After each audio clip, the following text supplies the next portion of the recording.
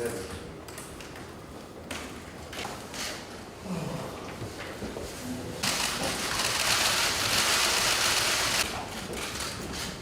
그럼 지금부터 하겠습니다.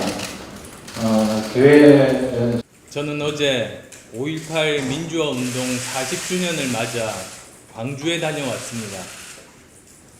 어제 5.18 40주년 특별 성명을 통해 우리 정치가 5.18을 진심으로 평가하고 영령들의 뜻을 받들어 국민 통합과 국가 혁신으로 이어갈 것을 호소드렸습니다. 그리고 그 책무가 여야 정치권에 있음을 말씀드렸습니다.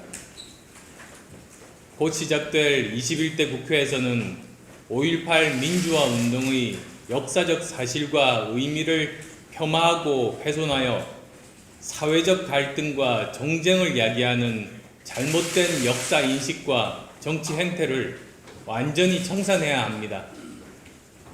5.18 민주화 운동에 대한 진정한 평가를 통해 계승과 발전의 역사를 써나가야 합니다. 단절과 부정이 아닌 계승과 발전의 역사를 써나갈 때 우리는 진정한 국민 통합을 이룰 수 있습니다. 저는 5.18에 대한 진정한 평가가 이루어지고 국민 통합의 계기로 자리 잡게 하는 방안으로 21대 국회에서 헌법 개정 특별위원회를 구성하고 헌법 개정을 통해 5.18 민주화 운동의 역사적 사실과 정신을 헌법 전문에 담을 것을 제안합니다. 문재인 대통령도 언급하신 바 있고 지난 20대 국회 헌법 개정 논의 과정에서도 검토되었던 걸로 알고 있습니다.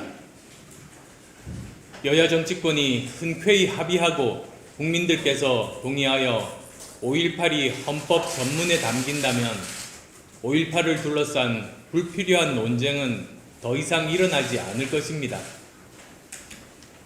아울러 5.18 정신을 진심으로 기리고 실천하기 위해서 국가 권력의 사유화를 막을 방안이 함께 추진되어야 합니다. 국가 권력이 불의의 세력들에게 찬탈당하고 민주적으로 통제되지 못했을 때 어떤 국가적, 국민적 불행이 일어날지 알 수 없습니다. 그렇기 때문에 권력은 국민 위에 군림하거나 법치를 벗어나 사용할 수 있는 사유제가 아니라 국가와 국민에 대해 무한 책임을 지고 법과 국민에 의해 통제되는 공공재임을 분명하게 헌법 조문에 담아야 합니다. 그리고 그것은 누구도 거역할 수 없는 국민적 명령임을 모든 공직자는 깨닫고 철저하게 준수하는 국가적 전통과 관행이 자리 잡아야 합니다. 저는 이미 지난 3월 29일 헌법 개정을 제안하면서 헌법에 국가의 책임과 권력의 책임을 분명히 해야 한다고 말씀드린 바 있습니다. 역사는 공과가 있기 마련입니다. 대한민국의 역사는 이 시대를 살아가는 우리 모두의 역사이고 역사적 사실은 지울 수 없습니다. 그렇기에 공은 계승하고 관은 고쳐서 반복하지 않는 지혜와 태도가 중요합니다. 보수의 대한민국 현대사와 진보의 대한민국 현대사가 따로 있지 않습니다. 여당의 5.18과 야당의 5.18이 다를 수 없습니다. 한강의 기적을 일으킨 산업화의 역사와 군사정권과 권위주의 체제를 물리친 민주화의 역사는 모두가 함께 안고 가는 것입니다. 객관적 사실에 입각하여 인정할 것 인정하고 계승할 것 계승하고 고칠 것 고치는 자세가 중요합니다. 그래야 단절과 부정이 아니라 계승과 발전의 역사를 써나갈 수 있습니다. 오늘 5.18 민주화 운동 40주년을 맞아 진정으로 이 나라의 민주주의, 정의와 공정, 반칙과 특권은 없는 세상을 생각합니다.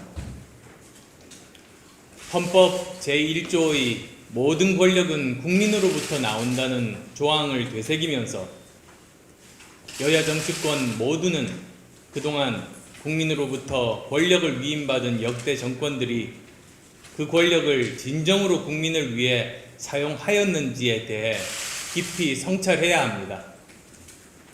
그리고 여야 정치권의 5.18 정신을 헌법 전문에 담을 것과 국민 통합의 역사를 함께 써나갈 것을 제안하고 호소합니다.